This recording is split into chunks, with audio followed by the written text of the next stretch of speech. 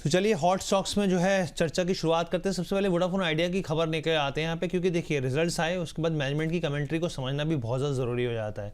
तो Vodafone idea को लेकर 3 अलग अलग अब कंपनी जो है वो कैटेगरीज में जो है वो लेंडर्स के साथ फंडिंग को लेकर अहम बातचीत चल रही है। यहाँ पे जो खबरें निकल के आ रही हैं, लेंडर्स के साथ जो बातचीत है वो प्रोग्रेस पर चल रही है।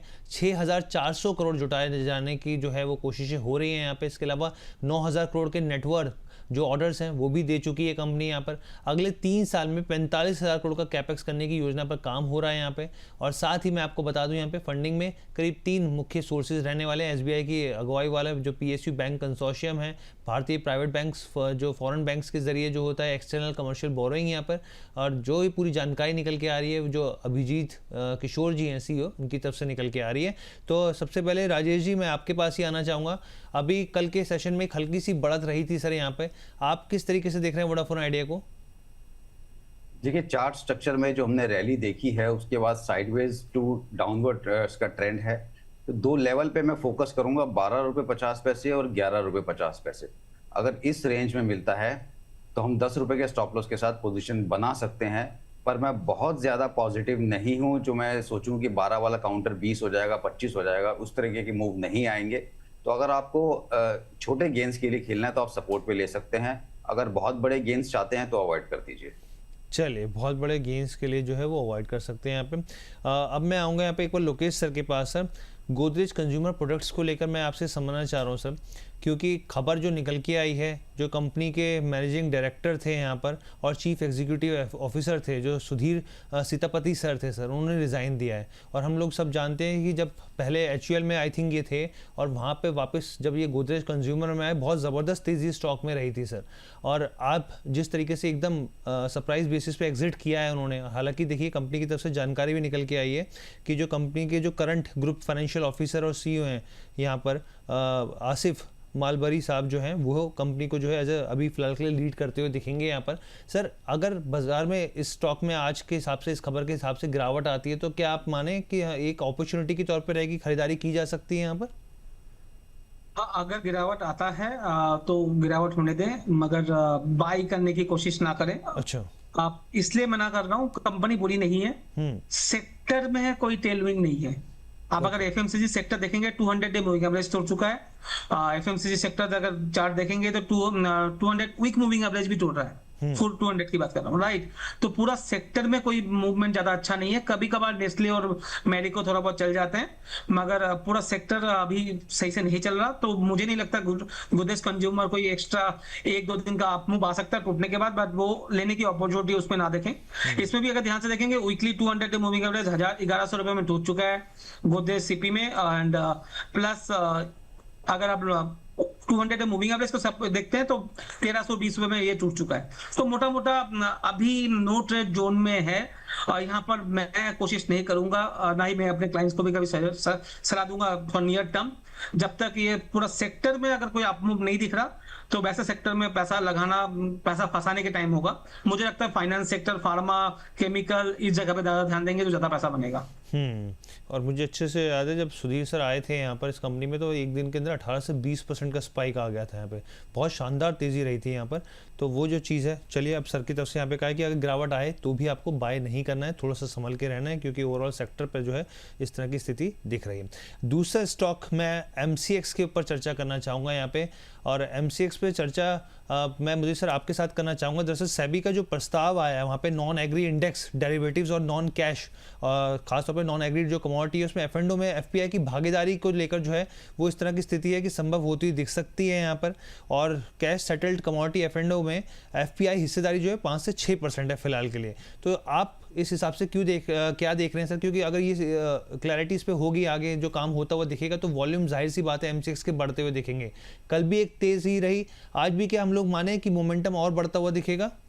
बिल्कुल, देखिए चार्ट्स पर 2600 के आसपास ट्रिपल बॉटम पैटर्न कंप्लीट हुआ है, प्लस 200 MA भी वहीं पर है। और ये सारी चीज सपोर्ट लेकर स्टॉक में बाइंग आई है। और लास्ट 2 सेशन से स्टॉक ऑलमोस्ट 2600 के पास से बाउंस किया है और 2900 पर कल की सेशन में क्लोजिंग देखने को मिली है। अभी रैली और स्ट्रेच हो सकती है, 3100 रुपए तक के अपसाइड मूव नजर आते हैं, तो बिल्कुल व्यू पॉजिटिव है। फॉलिंग ट्रेंड लाइन का ब्रेकआउट भी डेली चार्ट्स पर होता हुआ नजर आया है। तो किसी भी तरह की कोई टेंशन वाली बात नहीं है। कोई भी डिप अगर यहाँ से देखने को मिले 2850 के आसपास भी मिलता है, खरीदारी का मौका होगा। 3100 तक का रैली बनना चाहिए। और हमें एक्सचेंज रिलेटेड स्टॉक्स में सब में तेजी एक्सपेक्ट कर रहे हैं। बीएससी पर भी हमने बात करी है और एमसीएक्स भी अच्छा मूव दिखा सकता है। 3100 तक के अपसाइड मूव के लिए बाय एंड होल्ड करने की सलाह है। स्टॉप लॉस रहेगा 2770 का। चलिए ठीक है राजेश सर, आपके पास आना चाहूँगा मैं सर। मनापुरम फाइनेंस के रिजल्ट्स आए सर और काफ़ी शानदार रिजल्ट्स रहे हैं यहाँ पर, जो अब तक मैं देख पाया हूँ या मैं समझ पाया हूँ। नेट प्रॉफिटेबिलिटी में 323% का जंप है यहाँ पर। अगर आप एनआईए का आंकड़ा देखेंगे यहाँ पर तो 28% का जंप है। एयूएम में एक अच्छी ग्रोथ है 57% की। गोल्ड लोन एयूएम 97% बढ़ता हुआ दिखा है। आप किस तरीके से देख रहे हैं रिजल्ट्स को, और उसके बाद क्या सलाह रहेगी सर आपकी? देखिए रिजल्ट्स तो अच्छे हैं, लेकिन जो बात कल मेरे दिमाग में घूम रही थी कि क्या सारी दुनिया गोल्ड लोन पे ही जी रही है क्या? मतलब हर किसी को गोल्ड लोन ही चाहिए अपने जिंदगी को चलाने के लिए। जिस तरह से कंपनी ने रिजल्ट आप देखिए पेश किए हैं, कितना प्रॉफिट का नंबर आप पिछले देखो, कुछ समय कितने पहले गुना भी हो गया। आंकड़े इस तरीके से आए थे तो उसमें साफ तौर पे गोल्ड लोन के ऊपर बहुत अच्छा जंप जो है वो देखने को मिल रहा है साल दर साल तो के सर साथ। तो वही इसका मतलब इकोनॉमी में हो क्या रहा है? ये लोग मतलब मुझे लग रहा है कि जितनी भी आजकल की जनरेशन है सब ये लोन पर ही अपने आप को सरवाइव कर रही है। सर मेरे लिए तो ये अलार्मिंग वाली स्थिति होती है जी। तो बाकी देखिए चार्ट में तो ऊपर पे थोड़ा सा इसमें लग रही है थकान है। इसका सपोर्ट रहेगा 340 रुपए। तो अगर डिक्लाइन पे अपने को मिलता है 345 342 तो 338 के स्टॉप लॉस के साथ लॉन्ग किया जा सकता है। अगर 338 के नीचे क्लोज हो तो काउंटर फिर से हो सकता है 320 315 की तरफ जाता दिखे। हायर लेवल पे 380 के आसपास का इसका एक इंपॉर्टेंट रेजिस्टेंस है। अगर वो क्रॉस करता है तो उसके बाद एक नई तेजी देखने को मिलेगी। ठीक है, तो सर की तरफ से जो है वो राय ये निकल के आ रही है स्टॉक के ऊपर। अब मैं चलता हूँ लोकेश सर के पास। लोकेश सर, क्योंकि कैश मार्केट में हम लोग अब चर्चा कर रहे हैं यहाँ पर, तो सर आपको खरीदारी के हिसाब से या फिर मजबूती के हिसाब से क्या पसंद आ रहा है? पहले हर जी एक अपडेट दे दूं। लास्ट मंथ हमने एक रिकमेंडेशन दिया था जी। केपीएल क्वालिटी फार्मा, आपको याद हो तो? बिल्कुल याद है सर जी। 1850 से एंड उसका हमने पहला टारगेट दिया था 2400। वो अचीव होने के बाद हमने फिर टारगेट दिया था 2700। वो एक बार अचीव हुआ, उसका हमने 3200 का टारगेट दिया था, कल वो भी अचीव हो गया।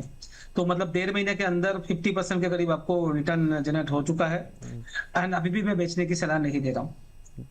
एंड बेचना नहीं है, अगर डीप मिलता है तो और खरीदिए। नया टारगेट मैं दे रहा हूँ अब 36 to 3700। इसको आप लेके चले। जैसे मैंने पहले भी बताया, मेरा स्टाइल है वो, हम क्या करते हैं जो स्टॉक अच्छा लगता है और जो हम सही पकड़ लेते हैं उसको कंटिन्यूअस होल्ड रखते हैं जब तक उसका जूस ना निकल जाए। तो अभी इसका अभी कोई जूस नहीं निकला, अभी बहुत रनवे में बाकी है मेरे हिसाब से। आगे टारगेट हम इसको रिवाइज ही करेंगे। अभी तो 50-55% ही हमें रिटर्न मिला है। मुझे लगता है डबल भी होगा यहाँ से भी डबल होने की बात कर रहा हूँ, मतलब 6000 की बात कर रहा हूँ। तो वो टाइम है उसके लिए, उसके बाद में बात करेंगे। अभी 3600 से लेकर 3800 का टारगेट लेके चलें और इसको होल्ड रखें।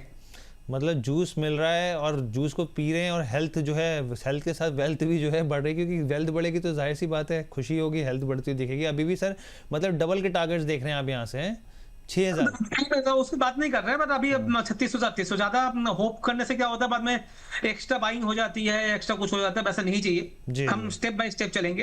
एंड जो नहीं ले पाए 1800 में, कोई जो नहीं ले पाए 2400 में, जो नहीं ले पाए 2700 में, वो 3200 और 3100 के बीच में ले सकते हैं। तो चलिए सर की बहुत ही शानदार धुआंधार पिक निकल के आई है। सर और कुछ पसंद आ रहा है आपको? जी, एक और स्टॉक के बारे में बात कर लेते हैं। वो भी अच्छा लग रहा है मुझे। वो है ग्लैंड फार्मा, दूसरा फार्मा कंपनी से ही आ रहा है। तो ग्लैंड फार्मा आप देखिए यहाँ पर भी चार्ट पे ब्रेकआउट है। मेरे हिसाब से 2900 3000 के लेवल अभी चल रहा है। 2750 के करीब का स्टॉप लॉस अगर कोई मेंटेन करता है, इसको होल्ड करे। अभी के लिए 3350 का इसमें स्टॉप लॉस लगा सकता है। फार्मा सेक्टर में अप मूव है और ये पूरा सेक्टर मुझे लगता है 2026 में आप देखोगे, जैसे मैंने पहले भी ये चीज बोली है, पहली बार नहीं बोल रहा हूँ, पहले भी बोली थी मैंने। 23 में हमने पीएसयू देखा, 24 में डिफेंस देखा, राइट। अब 26 में आप फार्मा देखोगे। ये सब बात करेंगे 1 साल के बाद, ये फार्मा में इतना पैसा बन गया है। मगर उसको आप प्ले कर सकते हो, और प्ले करने का एक ही तरीका है, ले और कुछ मत करो। ज्यादा ऊपर नीचे करोगे तो कुछ बनेगा नहीं। ये बात बिल्कुल शांति से लेके बैठे रहोगे तो ज्यादा पैसा बनेगा। तो इसमें मैं जो बात कर रहा हूँ, जो भी स्टॉक आपके यहाँ देता हूँ, उसमें प्लीज आप ट्रेड का ज्यादा मत सोचिए। आप 3 6 12 महीने के पॉइंट ऑफ व्यू से देखें। तो पैसा बहुत अच्छा बन सकता है मेरे हिसाब से। जी। और देखिए फंडामेंटल कुछ पिक्स होती हैं यहाँ पे, जो दर्शक लॉन्ग टर्म के हिसाब से देखते हैं, मिड टर्म के हिसाब से देखते हैं, तो सर का जो फोकस है वो वहीं पे रहता है यहाँ पे। लेकिन बिल्कुल ग्लैंड फार्मा के कल क्या शानदार रिजल्ट्स रहे थे सर, यहाँ पर बहुत ही अच्छे नंबर रहे। और सीडीएमओ बिजनेस के अगर आप रेवेन्यू में के हिसाब से देखें, बहुत अच्छा जंप निकल के आया, बहुत सारी चीज़ें ऐसी जो पॉजिटिव फैक्टर के हिसाब से बढ़ते हुए देखे। तो ये तो हो गए लोकेश सर के पिक्स। अब मैं आता हूँ यहाँ पे मुझे सर आपके पास। मुझे सर आपको क्या पसंद आ रहा है सर? देखिए मैं 2 स्टॉक्स पे बात करूंगा, और सबसे पहला आएगा पूनावाला फिनकॉर्प। ठीक है सर। पूना फिनकॉर्प पर बाय करने की सलाह है। 487 रुपए पर ट्रेड हो रहा है, खरीदारी कीजिए। बहुत जल्द 520 रुपए तक के अपसाइड मूव बनते हैं। जिस तरह के चार्ट्स स्टॉक में बने हुए हैं, एक पेनेंट पैटर्न बना रहा है। ब्रेकआउट अभी नहीं आया, 493 के ऊपर ब्रेकआउट देखने को मिलेगा, बट प्रीएम्प्ट कर रहे हैं और लग रहा है कि रैली बन सकती है। 520 तक के अपसाइड मूव के लिए पूनावाला फिनकॉर्प लॉन्ग करने की सलाह है। 520 बड़े कंजर्वेटिव टारगेट है, 540 तक का भी मूव देखने को मिल सकता है। क्वालिटी स्टॉक्स है तो खरीदारी करने की सलाह है। स्टॉप लॉस रहेगा 470 का। इसके बाद दूसरा स्टॉक रहेगा थॉमस कुक। ठीक है, स्टॉक के चार्ट्स को देखते हैं, बड़े अच्छे चार्ट्स हैं और inverse head and shoulder pattern बना के कल ब्रेकआउट आया है स्टॉक में, और 27-28 लाख शेयरों के साथ ये ब्रेकआउट देखने को मिला है। बड़ा कंसोलिडेशन था, उसका भी ब्रेकआउट हुआ है, तो हमें लग रहा है आज ही हो सकता है इस स्टॉक में रैली देखने को मिले। और 117 रुपए तक के अपसाइड मूव के लिए ये थॉमस कुक को लॉन्ग करने की सलाह होगी। स्टॉप लॉस रहेगा 105 का। और अगर आज 1-2 दिन में नहीं भी आता है तो अभी हम होल्ड करके चल सकते हैं, बट 117 तक का मूव थॉमस कुक में देखने को मिल सकता है। बाय एंड होल्ड करने की सलाह। स्टॉप लॉस रहेगा 105। चलिए, आपने पूजा सिंह जी का भी सवाल का जवाब दे दिया। थॉमस कुक को लेकर क्या कर सकते हैं सर, प्लीज़ लेवल सजेस्ट कीजिए। तो यहाँ पर सर की तरफ से थॉमस कुक को लेकर यहाँ पर खरीदारी की सलाह, और टारगेट्स जो हैं 117 के दिए जा रहे हैं। स्टॉप लॉस 105 का रहेगा, इस चीज़ का आप ध्यान रखिए यहाँ पर। अब हम लोग चलते हैं यहाँ पे राजेश सर के पास। राजेश सर, एक स्टॉक मैं आपसे पूछना चाह रहा हूँ बायोकॉन के लेकर। बायोकॉन के चार्ट्स कैसे लग रहे हैं आज इंटरडे में? आपको लग रहा है कि यहाँ पे कोई अपसाइड के मूव दिख सकते हैं? बिल्कुल, देखिए बिल्कुल सपोर्ट के आसपास है। 417 रुपए के स्टॉप लॉस के साथ यहाँ बाइंग पोजीशन बनाई जा सकती है, और टारगेट रखेंगे हम 435 रुपया। 435 रुपये, यानी कि सर आज के हिसाब से जो है वो सर के जो है यहाँ पर मतलब हिसाब से जो है ठीक स्थिति दिख रही है। एयू स्मॉल फाइनेंस बैंक भी एक बार आप देखिए सर, क्या आपको लग रहा है एयू स्मॉल फाइनेंस बैंक को लेकर सर क्या पैटर्न्स रीड कर रहे हैं आप? देखिए इसका भी चार्ट स्ट्रक्चर अच्छा है। सपोर्ट इसका 950 के आसपास आता है, 1070 के आसपास का भाव चल रहा है। ऊपर में रेजिस्टेंस इसका 1100 के आसपास है, तो पहला टारगेट हो आप इसमें 1100 ही रखें, और 1100 निकल जाने के बाद ये रैली और इसमें एक्सटेंड हो सकती है। 1100 के बाद अगर जो आप पोजीशन बनाएंगे तो स्टॉप लॉस रखेंगे 1025। ठीक है, तो सर की तरफ से यहाँ पर जो है वो राय निकल कर आ रही है। अब मैं एक बार जो है और जो स्टॉक्स हैं उनके ऊपर भी एक बार चर्चा करना चाहूँगा, क्योंकि बहुत सारी खबरें हैं यहाँ पर। और बाटा इंडिया के रिजल्ट्स को एक बार हम लोग देख लेते हैं। अब बाटा इंडिया में क्या करना चाहिए, लोकेश सर से एक बार जान लेंगे यहाँ पे। अगर प्रॉफिटेबिलिटी की बात करेंगे यहाँ पर तो 23% का जंप है यहाँ पे। रेवेन्यू में 4% बढ़ता हुआ दिखा है। एबिटा मार्जिन, अगर आप एबिटा की बात करेंगे तो 3%, लेकिन मार्जिन में डिप है स्लाइटली से 30 बेसिस पॉइंट का। सर काफ़ी लंबे समय से अंडर परफॉर्म किया है। इन रिजल्ट्स के आधार पर आप क्या स्थिति देख रहे हैं सर? हर्ष जी, अगर मैं टेक्निकल चार्ट देखूंगा ना तो मेरे हिसाब से तो नहाना है टेक्निकल चार्ट वाइज, बट जो रिजल्ट आए हैं वो ठीक है, अच्छा लग रहा है मुझे। और एक और चीज जो चेंजेस हो रहे हैं ना अभी, वो बहुत इंपॉर्टेंट है। वो चेंजेस थोड़ा सा दर्शकों को समझना जरूरी है। हो क्या रहा है, हमारा पर कैपिटा इनकम 2500 से $3000 है, और वो चाइना का बढ़ के 11,000-12,000 पहुंच चुका है। तो वहां का जो लेबर कॉस्ट है वो ऑलरेडी 5 गुना हो चुका है इंडियन मार्केट से। तो हो क्या रहा है, कुछ चीजें अब चाइना जो है ना, जो बेसिक चीजें हैं जो कम्पीट कर रही थी इंडिया के साथ, वो अब छोड़ रहे हैं, वो जा रहे हैं पैसिफिक काम में। आप देखोगे कुछ दिन पहले रिपोर्ट भी आई थी, पीसीबी में इंडिया चाइना को एक्सपोर्ट कर रहा है कुछ दिनों से। एक्सपोर्ट बढ़ गया 40x पीसीबी मैन्युफैक्चरिंग में। वैसे ही मुझे लगता है लेदर मैन्युफैक्चरिंग में भी इंडिया अब चाइना का मार्केट शेयर गेन कर सकता है। चाइना इसलिए मार्केट शेयर गेन कर सकता है क्योंकि चाइना छोड़ रहा है। चाइना चाहता तो वो ज्यादा अच्छा कर सकता था, बट वो चाइना छोड़ रहा है क्योंकि उसका कॉस्टिंग बहुत ज्यादा बढ़ रही है अब इस जगह पे। Because of labour cost. तो वहां पर मुझे लगता है जितने भी लेदर सेक्टर्स वाली कंपनीज है एंड ज्वेलरी वाली कंपनीज है, आप देखोगे ज्वेलरी तो चलने लग गई है। मैंने टीवीजेड दिया था, आपको याद हो तो 240-45 में, उसका टारगेट अभी तक आया नहीं है, 320 का टारगेट है, तो हमने बात नहीं की। बट मेरे हिसाब से बाटा जैसे शेयर्स को फायदा मिल सकता है, पर अभी फायदा मिलना स्टार्ट नहीं हुआ है। तो ऑब्जर्वेशन में रखिए, वॉच लिस्ट में रखिए, लेने की जल्दी ना करें। अभी चार्ट में कोई मूवमेंट हमें दिख नहीं रहा, ठीक है। बट इसको जितने भी स्टॉक्स है लेदर वाले, उसमें आपको ध्यान रखना चाहिए, वहां पर एक अप मूव आ सकता है। ठीक है सर, तो यहाँ पे जो है सर की तरफ से बाटा इंडिया पे जो है हार आए सर, प्लीज बताएं सर। हर्ष जी, एक लाइन ऐड करना चाहूंगा बाटा के लिए। अभी रिसेंटली इन्होंने इनके एमडी और सीईओ नए नियुक्त किए हैं, संजय राव जी, और उनका जो बैकग्राउंड है वो नाइकी और जारा से आए हैं, और उनका ये ट्रैक रहा है कि वो मतलब किसी भी कंपनी को कह सकते हैं उनके बुरे दौर से उनको रिवाइव करने के लिए वो जाने जाते हैं। तो अब उनका कार्यकाल अब स्टार्ट हुआ है, जून से वो आए हैं, तो आने वाले क्वार्टर में नंबर देखने लगेंगे। बाटा हमने अपने क्लाइंट्स को रिकमेंड किया हुआ है, मेरे हिसाब से बॉटम लग चुका है। अब दोबारा जो रिसेंट लो था वो तो शायद नहीं आएगा, धीरे धीरे काउंटर ऊपर ही जाएगा। बाकी लोकेश जी हमसे सीनियर हैं, मुदित जी हैं, उनकी राय हमसे ज्यादा ऊपर है सर, हम तो जितनी हल्की फुल्की नॉलेज है उसी से बता पाते हैं। राजेश जी के साथ मैं सहमत हूँ, मैं वही बोला, डाउन साइड रिस्क प्रोटेक्टेड है, और चाइना का भी एक पॉजिटिव हाउस भाई वाला है, जो मैं बता रहा था, चाइना से पॉजिटिव थिंक आ रहा है, और टेक्निकली इतना अच्छा भी दिख नहीं रहा, बट फंडामेंटली बहुत कुछ चेंजेस हो रहे हैं पीछे तक तरफ से। तो मैं राजेश जी से सहमत हूँ, कभी भी यहाँ पर एक बाउंस बैक आ सकता है, इसलिए मैंने बोला वॉच लिस्ट में रखे स्टॉक को जी। तो राजेश जी का बड़प्पन इतने प्यार से बातें कह देते हैं ना कि चलिए अब हम लोग प्यार से भी बात जो कहते हैं वो अच्छी कहते हैं सर। हाँ, नहीं अच्छी कह रहा हूँ सर, मैं भी अच्छी कह रहा हूँ। अच्छा मुदित सर, मैं आरवीएनएल के ऊपर रेल विकास निगम लिमिटेड के ऊपर आना चाहूँगा। यहाँ पे इसके रिजल्ट्स आए हैं सर, अगर प्रदर्शन को हम लोग देखें तो कंसोलिडेटेड मुनाफा के आधार पर 18% का 18.5% का बल्कि जंप आता हुआ दिखा है यहाँ पर। कल स्टॉक में हल्का सा दबाव था, रेवेन्यू में 10% का जंप है यहाँ पर। एबिटा की बात करें तो अच्छी बढ़ोतरी देखने को मिली है, 231% कामकाजी मुनाफा 231% बढ़ता हुआ दिखा है, और मार्जिन्स भी जो है करीब यहाँ पे 1.43% से बढ़कर 4.3% के आसपास 1.43% से बढ़कर 4.3% के आसपास आ गए हैं। हालांकि तिमाही आधार पर जो है वो प्रदर्शन जरूर कमजोर रहा है, लेकिन साल दर साल के हिसाब से सर प्रदर्शन अच्छा निकल कर आ रहा है। आप किस तरीके से देख रहे हैं यहाँ पर इस स्टॉक की चाल? आगे थोड़ी रफ्तार बढ़ेगी कि नहीं बढ़ेगी सर?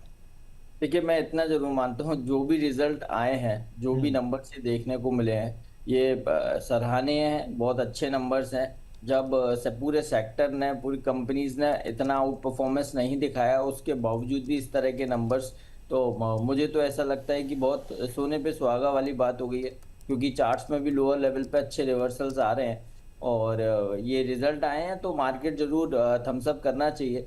और हम चार्ट्स पर एक्सपेक्टेड है 245 तक का मूव आरवीएनएल में कम से कम बनना चाहिए, और अगर 245 भी सस्टेन किया तो फिर 260 तक की रैली बन सकती है।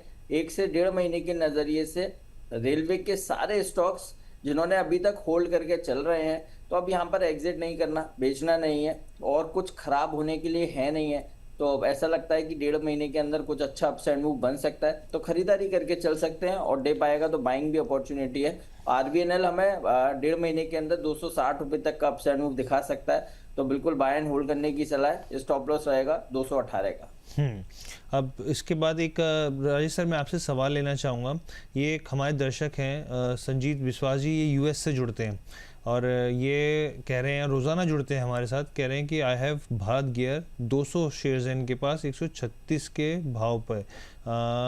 आई did some mistake with the stop loss, so now what to do sir, please suggest. Sajeet from US से। राजेश सर, क्या कौन सा शेयर बोले? कौन सा share? Sir Bharat gear. Bharat gear, yes sir. 105 का भाव चल रहा है सर। देखिए, चार्ट तो वीक है, 200 दिन का मूविंग एवरेज भी इसने ब्रेक कर दिया है। अब इसका जो पिछला सपोर्ट आ रहा है ना, वो करीब जाकर के जी आप मान के चलो 95 के आसपास आ रहा है। तो देखिए, चार्ट में कोई दम तो है नहीं। अब कोई भी राइज मिले तो अब निकलने की कोशिश कीजिए, क्योंकि डाउन साइड इसमें बढ़ सकती है। ठीक है, देखिए इसलिए मैं बार बार कहता हूँ शो के दौरान कि सुरक्षा कवच है आपका स्टॉप लॉस। अब आपसे गलती हो गई, मिस हो गया यहाँ पे, तो देखिए वो तो दिक्कत है ही अब, लेकिन थोड़ा सा ध्यान रखिए, अलर्ट मोड पे रहिए यहाँ पर। अच्छा राजेश सर, एक चीज़ और बताइए, कल एमफी के आंकड़े आए थे सर, और एम्फी के आंकड़ों में इक्विटी में हम लोगों ने देखा इन्वेस्टमेंट कम होता हुआ दिखा है, लार्ज कैप में तो घटा है सर, करीब मेरे ख्याल 2 से 2.5 साल के बाद जो है ये नंबर जो है नीचे आते हुए दिखे हैं, और स्मॉल कैप में जो है नंबर बढ़ता हुआ दिखा है यहाँ पे। तो इन्वेस्टमेंट मतलब यही है कि कहानी की मिड कैप और स्मॉल कैप में पैसा जा रहा है सर, यहाँ पे किस तरीके से देख रहे हैं? और स्मॉल कैप ने एक अच्छा परफॉर्मेंस किया है नंबर के हिसाब से भी यहाँ पर।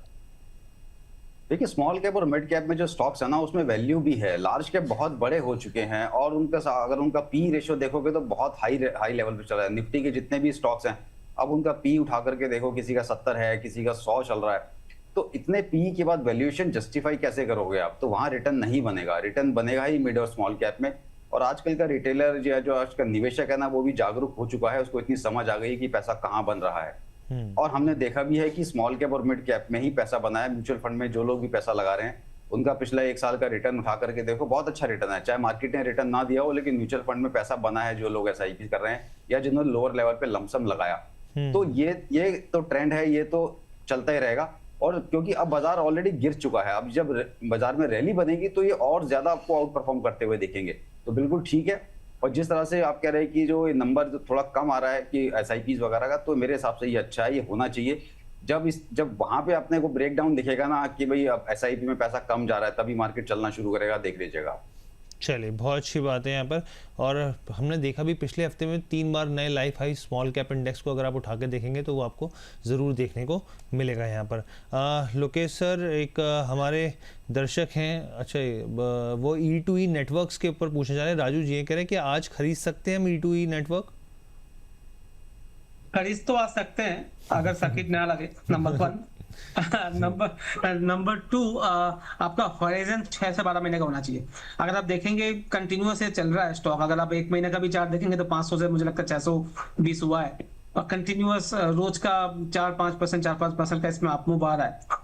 अब बिजनेस बहुत यूनिक है, न्यू एज टेक में ये काम कर रहे हैं, महंगा थोड़ा हो चुका है ये जरूर समझिएगा।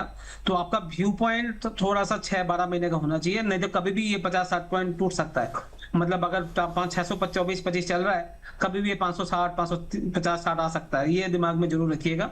अगर वो रिस्क आप झेल सकते हो तभी स्टॉक पे लगाइए, अदरवाइज हाथ ना लगाइए। मैं तो इतना ही बोल सकता हूँ, बट कंपनी बहुत अच्छी है, डिस्क्लेमर के साथ मेरे पर्सनल पोर्टफोलियो में है, नीचे लेवल से है। अच्छा लोकेश सर, एक सवाल का जवाब और मैं आपसे जानना चाहूँगा सर, क्योंकि जीएसटी का जो रीसेट हुआ हम लोगों ने देखा उससे किस तरीके से डोमेस्टिक डिमांड जो है वो बढ़ती हुई दिखी। एक्सपोर्ट के मोर्चे पे भी, चाहे 2 व्हीलर हो, 3 व्हीलर हो, 4 व्हीलर में भी एक अच्छे हमने मोमेंटम देखा। अच्छा सर, मैं ऑटो एंसिलरी में मिड लेयर के ऊपर आना चाह रहा हूँ सर, कोई स्टॉक है जो आपको पसंद आता हो, मतलब स्ट्रॉन्ग फंडामेंटल के आधार पर सर? जी बहुत सारे स्टॉक है वो अच्छा कर रहे हैं ऑटो एंसिलरी में। आप गैब्रियल उठा के देखिए, बहुत अच्छा कर रहा है। गैब्रियल का चार्ट आप खोल के देखिएगा, बेहतरीन आपको 1500 के करीब आई बिलीव वो चल रहा है। मैं चार्ट खोल लेता हूँ जी। मतलब गैब्रियल आपको पसंद है? 1501 रुपए चल रहा है। काफी अच्छा लग रहा है ये स्टॉक। अब इस पे ध्यान दें, बहुत बेहतरीन फंडामेंटल्स में आता है ये स्टॉक। रिटर्न वाइज भी मुझे लगता है आने वाले टाइम पे 1700-1800 तक आपको बहुत जल्दी दिखा सकता है, उसके हिसाब से भी स्टॉक को देख सकते हो। बेहतरीन आउट परफॉर्मेंस है। इसके अलावा आप अगर 2 व्हीलर चार्ट पे देखना चाहें, 2 व्हीलर आप 2 व्हीलर और 4 व्हीलर का देखें थोड़ा सा, तो बड़ी कंपनी में सोना BMW आप थोड़ा चेक करें, वहां पर आप देखोगे 800 के करीब वो स्टॉक चल रहा है, और किस तरह से लास्ट 550-560 रुपए से सोना BMW 800 रुपए तक पहुंचा है। आप लास्ट 3-4 महीने में अंदर ही आप देखोगे जब मूव आया है। इसके अलावा मदरसन सुमी में अब ब्रेकआउट है चार्ट पे। तो मोटा मोटी सारे जितने भी एंसिलरी स्टॉक है, कल सर एक रिजल्ट आया था, 20% सर्किट लग गया है। लुमेक्स ऑटो, अब देखिए लास्ट 3 साल में 10 गुना हुआ है ये स्टॉक, और लास्ट 6 महीने में, लास्ट 1 साल में 3 गुना हुआ है। 700 वाला स्टॉक 2100 हुआ है लास्ट 1 साल में, और लास्ट 3-6 महीने में डबल हुआ है। तो कंटिन्यूअस आप अगर 3 साल का पॉइंट ऑफ व्यू से देख रहे हैं, आप 1 साल से पॉइंट ऑफ व्यू से मैंने बात की, और मैंने 6 महीने के पॉइंट ऑफ व्यू से बात की। स्टॉक का नाम मैंने जो बताया लुमेक्स ऑटो। ये क्या कर रहा है ये सर, जितने भी गाड़ियां हैं उन पे ईवी वाली गाड़ियों में ज्यादा फोकस कर रही है कंपनी। आप इसका अगर चार्ट उठा के देखेंगे तो किस तरह से मूव आया है, तो बहुत सारी कंपनीज है जो अच्छा कर रहा है सर। कभी अलग से इसमें बात कर लेंगे, बट ये तीनों चारों स्टॉक जो हमने बात की है। जैसे सर आपने मदरसन सुमी की बात करी सर, जी। तो मदरसन वायरिंग सर या फिर मदरसन सुमी सिस्टम सर, इनमें से अगर किसी जो को पिक मेन करना कंपनी, हो जो तो? बड़ी कंपनी, जो मेन कंपनी है 160 वाली, जी। 160 165 वाली, जी, मदरसन मैं सुमी उसकी बात कर रहा सिस्टम्स जी। हाँ हाँ, जी वो कंपनी काफी अच्छी लग रही है। ये काफी अच्छा काम कर रहा है कंपनी। ठीक है तो सर। बड़ी कंपनी भी बात कर ली और हर्ष छोटी बाबू? कंपनी भी बात कर ली। जी सर, बताएं सर राजेश सर। अभी आप जिस सेक्टर की बात कर रहे हैं सर, एक छोटा सा सवाल लोकेश जी से कि कल मैंने अपने इसी शो में कमाते रहो में एक स्टॉक रेकमेंड किया था, दिवगी टॉर्क। कल नंबर भी आया है, तो उसपे मैं राय जानना चाहूंगा लोकेश जी की। कौन सा स्टॉक नाम बताया सर, आप प्लीज बताइएगा। दिवगी टॉर्क। मैं भी सर ज्यादा देख पाया, ठीक है। रिजल्ट ठीक थे। हाँ जी सर। पहले डिस्क्लेमर, मेरे पर्सनल पोर्टफोलियो में है वो स्टॉक। तो आप समझ अरे, सकते हैं मैं बस, क्या बात बस। कर रहा हूँ। बस बस हो गया सर, हो गया, हो गया सर। बस सर, आगे बोलने की जरूरत ही नहीं है सर। ठीक और काफी नीचे लेवल से है, तो ठीक है। और कल नतीजे भी आए इसके अच्छे, मतलब रिजल्ट्स जो हैं वो ठीक ठाक रहे हैं यहाँ पर। हालांकि जो है वो लोकेश सर से और ज़्यादा अच्छे से क्लैरिटी मिलती है यहाँ पे। चलिए ठीक है, अब हम लोग आगे बढ़ते हैं यहाँ पे। मुदीर सर, मैं आपके पास आना चाहूँगा यहाँ पे। मुदीर सर, एक लैंडमार्क कार्स के भी रिजल्ट्स आए हैं सर, इसको किस तरीके से देख रहे हैं आप सर? यहाँ पे प्रॉफिटेबिलिटी अगर हम लोग देखें यहाँ पे तो 99% के आसपास का जो जंप है वो प्रॉफिटेबिलिटी में दिख रहा है यहाँ पर। अगर इस पर एक बार स्क्रीन पर लेके आते हैं रिजल्ट्स यहाँ पर हम लोग, इसके अलावा अगर हम लोग देखें यहाँ पर करीब 18% का रेवेन्यू में भी जंप है यहाँ पे। एबिटा के अंदर, माफ़ कीजिएगा, एबिटा के अंदर 18% का जंप है। एबिट मार्जिन में देखें तो लेकिन हाँ, थोड़ा डिप जरूर देखने को मिला है, 23 बेसिस पॉइंट का डिप है सर। किस तरीके से बढ़ा जाए इस शेयर को लेके? देखिए, स्टॉप लॉस स्ट्रिक्ट रहेगा क्योंकि स्टॉक ने रैली बहुत दिखाई है। 410 रुपए से कंटिन्यूस ये काउंटर 590 रुपए तक के अपसाइड मूव दिखाया है और ओवरऑल स्ट्रक्चर वाइज पॉजिटिव है। चार्ट्स तो पॉजिटिव नजर आ रहे हैं लेकिन रिजल्ट का इम्पैक्ट देखने को मिल सकता है, तो एक डिप आ सकता है। तो इसमें सजेशन यही रहेगा 535 के स्ट्रिक्ट स्टॉप लॉस से जिसके पास पोजीशन है बने रहिए, और अगर पॉजिटिव चलता है तो 620 तक के अपसाइड मूव भी देखने को मिल सकते हैं। तो 535 के स्ट्रिक्ट स्टॉप लॉस से बने रहने की सलाह है। चार्ट्स पॉजिटिव ही साउंड कर रहे हैं। ठीक है, तो लैंडमार्क कार्स को लेकर जो है वो सलाह निकल के आई। एक राजेश सर आपके लिए एक शायद सवाल है यहाँ पर, पूछ रहे हैं स्वपन रेड्डी साहब, कह रहे गुड मॉर्निंग, टेम्बो ग्लोबल इंडस्ट्रीज के ऊपर प्लीज आपसे ये सलाह जानना चाह रहे हैं। 2000 शेयर्स हैं 58 के भाव पर। देखिए, चार्ट स्ट्रक्चर अच्छा है, आप अपनी कॉस्ट का ही स्टॉप लॉस लगा के आप इसको होल्ड कर सकते हैं। मुझे उम्मीद है कि ये काउंटर वापस एक बार 70 रुपए क्रॉस करेगा, तो आप 58 के स्टॉप लॉस के साथ होल्ड करेंगे। इसके नीचे क्लोजिंग आए तो एक बार छोड़ दीजिएगा। ठीक है, यहाँ पे एक सवाल और मैं लेना चाहूँगा यहाँ पे अब्दुल्ला साहब का सवाल है यहाँ पे। मैं आऊँगा आपके पास। लोकेश सर कह रहे हैं अशोक बिल्डकॉन में क्या हो रहा है, ये नीचे ही आता जा रहा है। क्या हो रहा है, ये तो बहुत बड़ा क्वेश्चन है। कभी कभी कोई चीज मालूम चलता है, कभी कभी कोई चीज मालूम नहीं चलता है जी। तो जब कोई चीज मालूम ना चले तो उसको टेक्निकली प्ले करना चाहिए। तो ये चार का ध्यान से देखेंगे तो कंटिन्यूअस ये स्टॉक डाउन ट्रेंड ही चल रहा है पिछले कुछ सालों से। और एक्चुअली ये स्टॉक मैंने कभी बाय किया था 150 160 में 8 के मल्टीपल पे, तो लगा था बहुत सस्ता वैल्यूएशन में, रिजल्ट अच्छा आ रहा है, चलो लिया जाए, सस्ता वैल्यूएशन है तो रिटर्न 8 का मल्टीपल 16 भी हो जाएगा और डबल हो जाएगा, कुछ ना भी करे। वो 8 वाला मल्टीपल अब 4 हो गया। और उसके बाद भी टूटे जा रहा है स्टॉक। तो मेरे हिसाब से अभी तो स्टॉक को अवॉइड करें। इंटरनल क्या हो रहा है बोलना मुश्किल है मेरे लिए, बट अच्छा, मुझे अच्छा लग रहा है। राजेश जी, मैं भी राजेश जी को पता हो कुछ इसके बारे में या मुदीर जी को, मुझे आइडिया नहीं है फंडामेंटली क्या चेंज हो रहा है, बट टेक्निकली तो स्टॉक 330 से आज 116 आ गया, कंटिन्यू अभी भी टूटे जा रहा है। मुझे लगता है कि डबल डिजिट में भी आ जाएगा तो कोई बड़ी बात नहीं होगी। ठीक है, अच्छा, मैं मुदीर जी को जाना है, लेकिन मुदीर जी आखिरी सवाल मैं आपसे पूछना चाहूँगा पाइन लैब्स को लेकर सर। एक हमारे दर्शक का भी सवाल है यहाँ पर, मेरा भी सवाल है कि पिछले कुछ समय में पाइन लैब्स ने बहुत अच्छी तेज़ी दिखाई है, नंबर्स भी अच्छे रहे थे सर यहाँ पे। कह रहे हैं कि न्यू एंट्री ली जा सकती है क्या, कौन से लेवल्स हैं बाइंग के यहाँ पर, और हाँ यही क्वेश्चन है सर इनका। देखिए, न्यू एंट्री के लिए एक बार 160 रुपए आएगा, वहां पर लेंगे, और रैली तो कंटिन्यू हो सकती है, 185 190 तक के अपसाइड मूव बन सकते हैं, बट एक डिप आ सकता है 160 रुपए के आसपास, वहां पे नया खरीदारी करने की सलाह होगी। और डिस्क्लेमर है, ये स्टॉक हमने अपने प्रीमियम क्लाइंट्स को रिकमेंड किया हुआ है, तो मान के चलिए वहां पर पोजीशन हो सकती है। चलिए सर, बहुत बहुत धन्यवाद, थैंक यू सो मच। साथ ही डिस्क्लेमर प्लीज शेयर कर दीजिए आप। बिल्कुल, देखिए, जितने भी स्टॉक्स ड्यूरिंग द शो हमने बात की है, किसी भी स्टॉक में कोई पर्सनल होल्डिंग नहीं है। मान के चलिए सिमिलर लाइंस पर क्लाइंट्स के साथ व्यूज और रिकमेंडेशन शेयर करते हैं। जहां भी हमने buy sell hold exit word का यूज किया है रिक्वेस्ट है, कोई भी एक्शन, कोई भी पोजीशन लेने से पहले आप एक बार अपने फाइनेंशियल एडवाइजर से जरूर सलाह लें। ठीक, चलिए सर, धन्यवाद, आप थैंक हमारे यू साथ सर, जुड़ते थैंक यू हैं। सो मच राजेश जी और लोकेश जी, आपके साथ शो करके ऑलवेज अच्छा लगता है। हर्ष जी आपके साथ Thank you, sir. So much. Thank you sir. तो चलिए अब हम लोग आगे बढ़ते हैं। एक बार टीडी पावर, लोकेश सर मैं आपके पास आना चाहूँगा, इसके नतीजे आए हैं टीडी पावर के सर, और रेवेन्यू के हिसाब से मैं देखूँ तो 72% का जंप आ रहा है वाई ऑन वाई बेसिस पर साल दर साल के हिसाब से। एबिटा 77% बढ़ता हुआ दिखा है, मार्जिन्स में 19%, मतलब 18.5% से बढ़कर 19.1% आया है यहाँ पे, तो बहुत बड़ा जंप नहीं है मार्जिन्स में यहाँ पर। लेकिन हाँ ये है कि प्रॉफिटेबिलिटी 72% बढ़ गई, ऑर्डर फ्लो में 87% का जंप है, ऑर्डर जो इनफ्लो है वो एक्सपोर्ट में जो है बड़ी भूमिका रही है यहाँ पे। तो ये जो है ओवरऑल अगर हम देखें 30 जून तक तो 2207 करोड़ के आसपास पहुंच गया है सर। कैसे देख रहे हैं सर टीडी पावर को?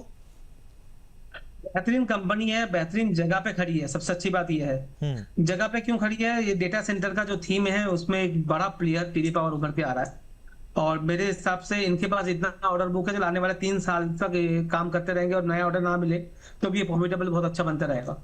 तो मेरे हिसाब से किसी के पास है चुपचाप लेके बैठे रहे, ज्यादा ऊपर नीचे का ना देखें, पैसा बहुत अच्छा बना के दे सकता है। ऑलरेडी ये 250 रुपए से चल के 1275 हुआ है पिछले 2-3 साल में, बट यहाँ से भी मुझे लगता है आप परफॉर्मेंस दिखा सकता है। थोड़ा सा अगर पी रेशियो और वो सब देखोगे तो महंगा दिखेगा आपको, पर जिस तरह का ये एग्जीक्यूशन कर रहे हैं और जिस तरह का ऑर्डर बुक इनके पास है और कैपेसिटी जिस तरह से इंक्रीज कर रहे हैं, आने वाले टाइम पे इनका जो डिमांड है और बढ़ने वाला है, क्योंकि इंडिया का फोकस जो है डेटा सेंटर के ऊपर बहुत ज्यादा है। उसके हिसाब से मैं स्टॉक की बात कर रहा हूँ। अभी हमारे पर्सनल पोर्टफोलियो में या क्लाइंट के पोर्टफोलियो में नहीं है, बट हम कंसीडर कर सकते हैं इन फ्यूचर, ये डिस्क्लेमर है। ठीक है, एक सवाल और मैं सेगमेंट में लेना चाहूँगा, उसके बाद हम लोग अब हॉट स्टॉक्स वाले सेगमेंट को यहीं पे समाप्त करेंगे सर। राजेश सर मैं आपके पास आऊँगा सेनको गोल्ड को लेकर। सेनको गोल्ड को अगर मैं देखूँ तो यहाँ पे कंपनी के जो रेवेन्यू है उसमें 67% का जंप है सर। एबिटा के हिसाब से 16% ग्रोथ रही है यहाँ पे। मार्जिन्स जो है वो नैरो होते हुए देखें, 10% से घटकर 7% के आसपास आए। प्रॉफिटेबिलिटी में 3% का डिप है यहाँ पर, और Q2 में जो है कंपनी के मैनेजमेंट की तरफ से जो है अब देखते हैं क्या निकल के आता है आगे, जो है सीजनली सॉफ्ट रहता है यहाँ पर। लेकिन ये है कि 20% वैल्यू ग्रोथ जो है वो मान के चल रही है कंपनी की, आगे के हिसाब से जो है वो होती हुई दिख सकती है FY27 ओवरऑल के हिसाब से अगर आप देखें तो। किस तरीके से रीड कर रहे हैं सर आप इसको? देखिए 401 का भाव चल रहा है, 375 380 का सपोर्ट है, तो हायर लेवल पे स्टॉक से एग्जिट लेंगे तो आने वाले दिनों में आपको लोअर लेवल मिल सकते हैं। मेरे हिसाब से किसी भी राइस पर एक बार प्रॉफिट बुक कर लीजिए, नई पोजीशन अभी मत बनाइए।